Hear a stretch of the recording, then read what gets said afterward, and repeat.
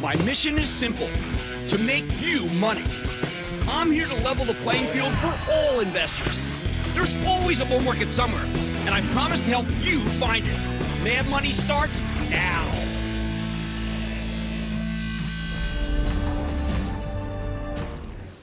Hey, I'm Cramer. Welcome to Mad Money. Welcome to Cramerica. Other people want to make friends. I'm just trying to save you some money. My job is not just to entertain, but to educate and put this all into context. So call me at 1-800-743-CNBC or tweet me at Jim Cramer. Are we dealing with systemic risk here or simply a global slowdown that has yet to be priced into the stock market? After a day where the Dow lost 454 points, S&P plunged 1.57%, NASDAQ plummeted 1.89. That's a big decline. You know what? I'm still betting on the latter, which is not as disastrous as the former. However, I also think that the risk of a slowdown based on a decline in expected profits isn't fully baked in yet if China ends up doing a full shutdown of their economy by telling people to stay away from work or just stay at home. That could be very bad for business, even if it might be necessary to stop this virus. But before we get to the negatives, let's take some systemic risk issues off the table. What makes me so confident that this coronavirus won't totally wreck the market after this big run? Maybe cause a huge decline? Well, think about the flu. Yeah, influenza is a terrible disease. So far this flu season in our country, it's already affected 15 million people. 15 million people. Of these, 140,000 have been hospitalized. And 8,200 people in our country have died from the flu this year. Way more people have died from the flu in America than have died from the coronavirus in China. Yet the flu doesn't shut down our whole economy. Obviously, if everyone had to go to the emergency room all at once, we would not be able to handle it. But know the numbers, people. They matter.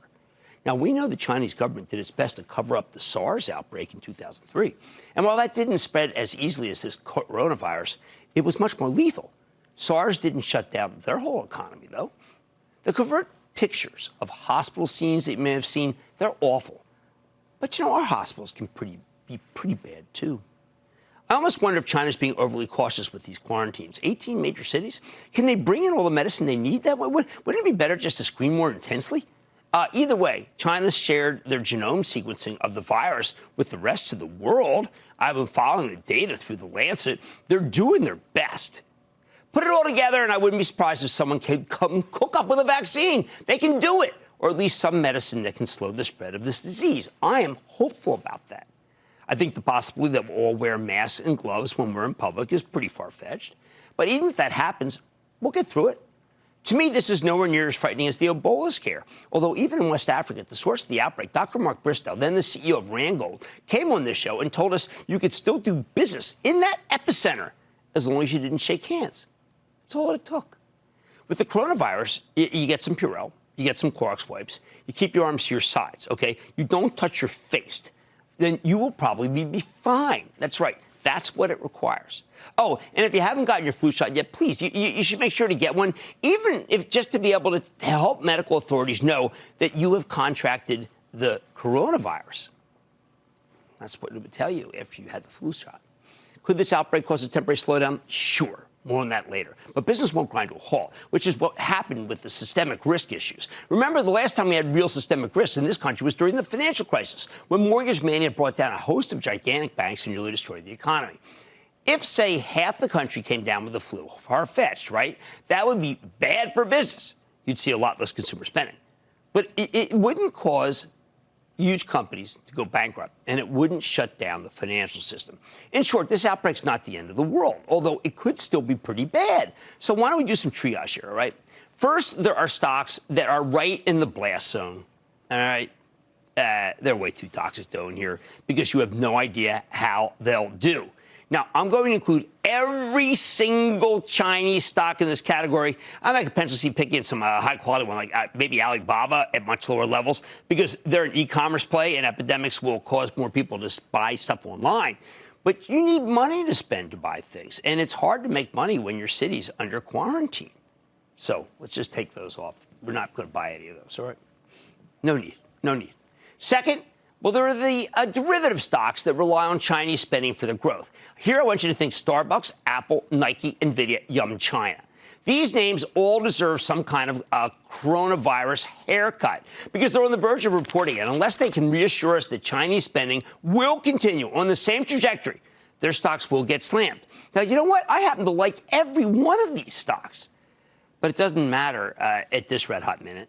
Same goes for the casino companies with big Macau exposure like Wynn, Las Vegas Sands. Their numbers need to come down so hard that you simply can't own them here as opposed to the derivative ones I just mentioned. Third, we got the travel stocks. Well, those went down about 25% during the SARS epidemic 17 years ago. You have to use that as a benchmark. Don't try to tough them out because we are nowhere near to be there. Think estimate cuts. Fourth, well, they're the companies that will be hurt by a worldwide slowdown. Not destroyed, but hurt. And that includes many manufacturers like Caterpillar. You saw that dip today, which rely on China for business. I would say Boeing, but that's already so convoluted, it's hard to tell. 3M reports tomorrow. I don't know how they can forecast China. Let's listen to them. Same with United Technologies. They report tomorrow morning. I'm going to be doing a lot of work on both these companies, and I'll report tomorrow night to say here's how they're going to contain the narrative. Worries about a worldwide slowdown mean people will buy Treasuries. And when people buy Treasuries, interest rates go down. Lower long-term rates translate to lower earnings for the banks, which is why they've been coming down so hard. Financial technology companies that rely on volume could be cut. But I'm not as worried about these. Now, you need a lockdown like they have in China to shut down retail. Although I can see plenty of people just staying at home and, yes, ordering from Amazon. How about the commodities and the minerals? Too much economic exposure. Stay away. What's left? Well, we're back to the domestic stocks, housing, food, drugs, including biotech and social media. We've got to be careful of the drugs because we keep hearing that Bernie Sanders is surging in the polls, and he obviously is no fan of the drug companies. I like home entertainment. I like Netflix. I like Comcast. I like Disney. Yeah, I know they have China exposure, but I like it. This is your chance to buy some. China's not as important as the rest of their franchises. And by the way, if we really have an outbreak here, yes, theme parks will go down. It's happened before. But I've been waiting for a chance to get in this stock. I'll recommend it to you for a long time. My Chopper Trust owns it for 40 points. This might be it. Disney works. Now, later on the show, I'm going to have a list of 7 stocks that I think can be bought right now. None of the ones I've just mentioned can be bought right now. I'm just trying to prep you in the same way I told you to sell a lot of stuff last week that is going down now. Of course, because we're taking systemic risk off the table, even the groups that are coming down will be worth buying when they go low enough. You can't be too eager, though, about buying anything until you figure out the pecking order of what's worst to best, given the possibility of a multi-week sell-off. I keep coming back to this week 2 years ago, when we got a hot unemployment number that triggered a bizarre VIX unwind, which crushed the stock market right out of the Super Bowl. We had to get to a very oversold position before we bounced. And after today's session, shockingly, we're still overbought on that S&P oscillator I follow, although it's just by a smidge. Bottom line, I wish I could be more hopeful here. I wish I could be more constructive. But it's been ages since we had a big sell-off. Many people have been just riding and riding. They don't even know what one looks like.